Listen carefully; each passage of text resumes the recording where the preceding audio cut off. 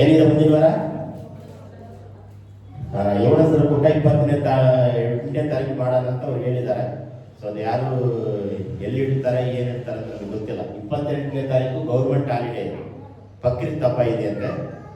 So ನಮ್ಮ ಮಾತಂತೂ ನೀವು ಕೇಳಲ್ಲ, ಅದು 100% ಗೊತ್ತು, ಬೇಕಾದ್ರೆ ಬರೆದಿರ್ತಿಲ್ಲ. ಸೊ ನಿಮಗೆ ಎಲ್ಲಿಂದ ಫೋನ್ ಬರ್ತದೋ ನನಗೆ ಗೊತ್ತಿಲ್ಲ. ಬಟ್ ನನ್ನ ಸಭೆಯಲ್ಲಿ ಅನೌನ್ಸ್ಮೆಂಟ್ ಅಂದರೆ ಪ್ರಕಟಣೆ ಮಾಡುವಂಥದ್ದು ನನ್ನ ಕರ್ತವ್ಯ. 28ನೇ ತಾರೀಕು ಯೌವನಸ್ಥರ ಕೂಟ ಇದೆ, ಅದು ಎಲ್ಲಿ ಇದೆ ಅಂತ ನನಗೆ ಗೊತ್ತಿಲ್ಲ. ಸೊ ಹಾಗಾಗಿ ನೀವು ಸಿದ್ಧರಾಗಿರಿ, ನಿಮಗೆ ಫೋನ್ ಬರ್ತದೆ. ಸೊ ಯಾರು ಫೋನ್ ಮಾಡ್ತಾರೋ ಅವ್ರ ಮಾತೇ ನೀವು ಕೇಳ್ತೀರಾ, ನನ್ನ ಮಾತು ಕೇಳಲ್ಲ. 28ನೇ ತಾರೀಕು ಯೌವನಸ್ಥರ ಕೂಟ ಇದೆ, ಕೈ ಎತ್ತಿರಿ ಬರ್ರಿ ಅಂತ ಬರ್ತೀರಾ? ಬರಲ್ಲ, ಬರೆದು ಕೊಡ್ತೀವಿ ಬೇಕಾದ್ರೆ. ವಿಡಿಯೋ ರೆಕಾರ್ಡ್ ಆಗ್ತದೆ, ನನಗೇನು ಭಯ ಇಲ್ಲ. ವಿಡಿಯೋ ರೆಕಾರ್ಡ್ ಆಗ್ತದೆ, ನನಗೇನು ಭಯ. ನಾನು ತಪ್ಪು ಮಾಡ್ತಾ ಇಲ್ಲ, ಸುಳ್ಳು ಹೇಳ್ತಾ ಇಲ್ಲ, ನಿಜ. ನಂಬಿಗಸ್ತನಾಗಿರೋಕ್ಕೆ ನನ್ನನ್ನು ಅವಕಾಶ ಮಾಡಿ ಕೊಡ್ರಿ, ಅಲ್ಲಲ್ಲಿಯ. ಸೊ ಹಾಗಾಗಿ ನಾನು ಹೇಳಿದೆ, ಯೌವನಸ್ಥರು ಕೂಟ ಮಾಡೋದಕ್ಕಿಂತಲೂ ಸ್ತ್ರೀಯರು ಯೌವನಸ್ಥರು ಕಮೆಂಟ್ ಆಗಿ ಮಾಡಿದ್ರೆ ಇನ್ನೂ ಒಳ್ಳೆಯದು. ಯೌವನಸ್ಥರು ನಮ್ಮಲ್ಲಿ 3 ಜನ ಇದ್ದಾರೆ ಅಷ್ಟೇ. ರಕ್ಷಿತಮ್ಮ ಇದ್ದಾರೆ, ಶಿವಾನಿ ಇದ್ದಾರೆ, ನಿಖಿತಾ ಇದ್ದಾರೆ. ಅದ್ರ ಜೊತೆ ನಿಖಿತಾ ಅವ್ರು ಬಂದಿಲ್ಲ. ಮೇಘ ಅವ್ರು ಹೇಳಿದ್ರು ಮದುವೆ ಆದವ್ರು ಇಲ್ಲ ಅಂತ. ಅದೇ ಮದುವೆ ಆದವ್ರು ಇಲ್ಲ ಅಂತ ಹೇಳೋದು. ಅದು ನೀವು ಮಾತಾಡ್ಕೊಳ್ರಿ, ಯಾಕಂದ್ರೆ ನಾನು ಹೇಳಿದ್ರೆ ಅದು ಸುಳ್ಳು ಅನಿಸ್ತದೆ. ಯಾಕಂದ್ರೆ ಅವ್ರು ಹಂಗ ಅಂದ್ರು. ನಾನೇನಂದೆ, ಯೌವನಸ್ಥರು ನಮ್ಮಲ್ಲಿ ಇರೋದು 2 ಇಬ್ಬರು, ರಾಕೇಶ್, ಚೈತ್ರ ಅವರಿದ್ದಾರೆ ಅಷ್ಟೇ. ನಾನೇನಂದೆ, ಹೆಣ್ಮಕ್ಳು ಎಲ್ಲರೂ ಸೇರಿ ಮಾಡಲ್ಲ ಅಂತ ನಾನು. ಯೌವನಸ್ಥರು ಭೇದ ಭಾವ ಮಾಡಬೇಡ್ರಿ, ಸ್ತ್ರೀಯರ ಕೂಟ ಅವತ್ತು ಮಾಡಿದ್ರಲ್ಲ ಆ ಥರ ಮಾಡ್ರಿ ಅಂತ ಹೇಳಿದ್ರೆ ಅವ್ರು ಕೇಳಲ್ಲ. ಯೌವನಸ್ಥರೇ ಬೇಕು, ಯೌವನಸ್ಥರೇ ಬೇಕಂತ. ಯೌವನಸ್ಥರೇ ಬೇಕಂದ್ರೆ ನಮ್ಮಲ್ಲಿ ಯೌವನಸ್ಥರೇ ಇಲ್ಲ, ನಾವು ಹೇಳ್ಕೊಂಡು ಬರೋಕ್ಕಾಗುತ್ತೆ ಅವ್ರಿಗೆ?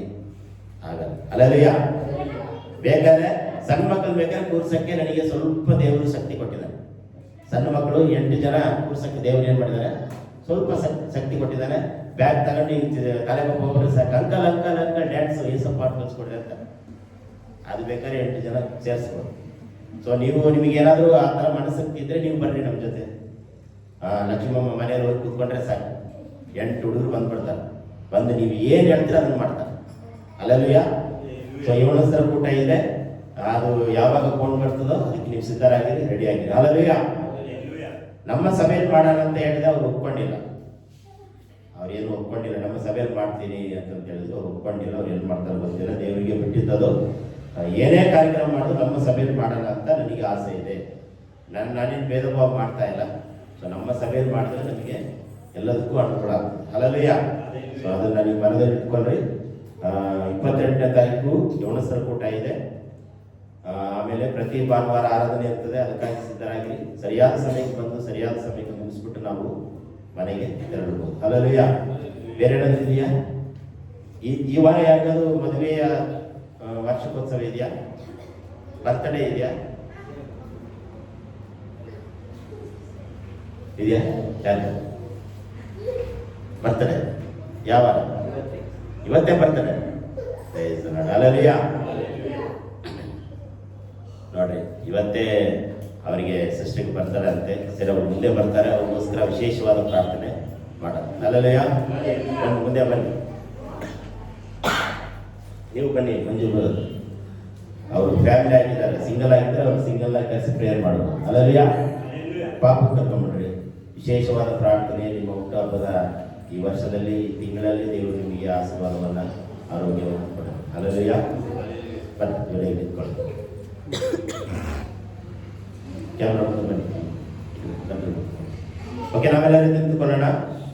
ನಮ್ಮ ಮುಂದೆ ನಿಂತಿರುವಂಥ, ಅಂದರೆ ಚರ್ಚು ಯೇಸುವಿನ ಮುಂದೆ ನಿಂತಿರುವಂಥ ಈ ದಂಪತಿಗಳು ಮಂಜು ಮತ್ತು ನಾಗಮಣಿ ಸಿಸ್ಟರ್ ಅವರು. ಇವತ್ತು ಅವರಿಗೆ ಬರ್ತಾರೆ, ನಾಗಮಣಿ ಸಿಸ್ಟರ್ಗೆ ಇವತ್ತು ಹುಟ್ಟಿದ ಹಬ್ಬ. ಅದಕ್ಕೋಸ್ಕರ ನಾವು ಪ್ರಾರ್ಥನೆ ಮಾಡೋಣ.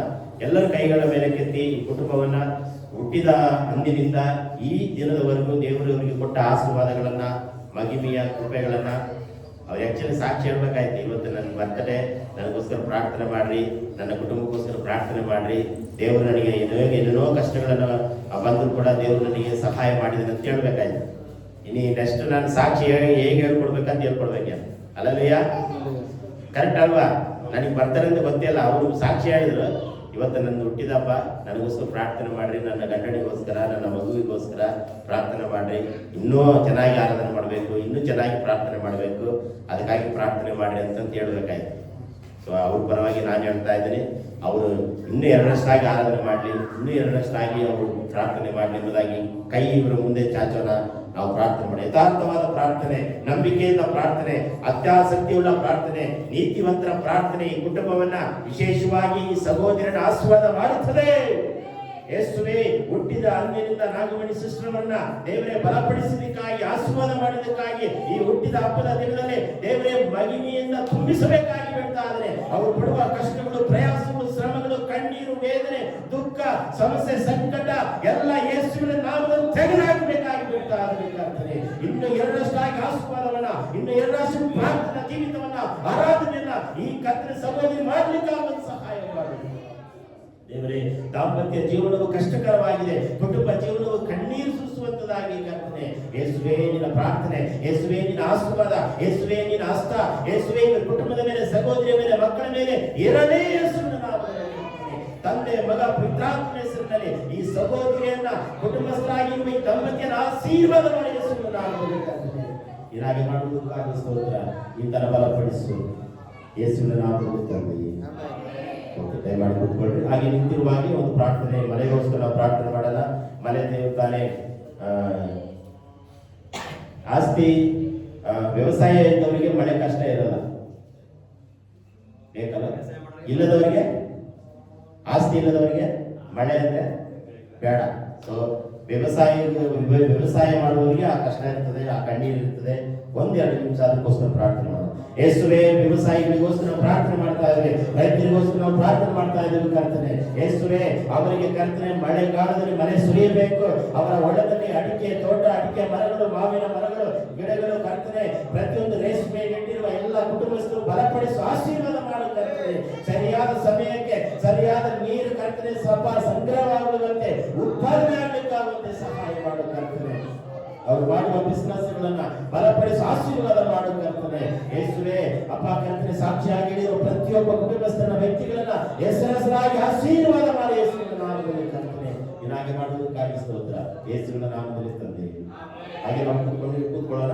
ಕೂತ್ಕೊಳ್ಳುವಾಗ ಸಮಯದಲ್ಲಿ ನಮ್ಮ ಜೆರೆಮಿಯ ಅವರು ಬಂದು ಒಂದು ವಿಶೇಷವಾದ ಹಾಡನ್ನು ಕಾಣಿಕೆಯನ್ನು ದೇವರಿಗೆ ಸಮರ್ಪಿಸೋಣ. ಹಾಲೆಲೂಯಾ. ಜೆರೆಮಿಯ ಅವರು ಮುಂದೆ ಬಂದು ಕಾಣಿಕೆ ಆಡುವಾಗ ಒಂದು ಹಾಡನ್ನು ಆಡ್ತಾರೆ. ಓಕೆ, ದೇವರಿಗೆ ಕೊಡಬೇಕಾದ ದಶಮ ಭಾಗಗಳನ್ನ, ಕಾಣಿಕೆಗಳನ್ನ ಕವರಲ್ಲಿ ನಿಮ್ಮ ಮುಂದೆ ಇದೆ. ಕವರಲ್ಲಿ ನೀವು ಹಾಕಿ ನಿಮ್ಮ ಹೆಸರುಗಳನ್ನು ಬಂದು ಹಾಕ್ಬೋದು. ದೇವರು ನಿಮ್ಮನ್ನು ಬಲಪಡಿಸಲಿ, ಈ ಸೇವೆಯನ್ನು ಹೆಚ್ಚಾಗಿ ಪ್ರೀತಿಸಲಿ.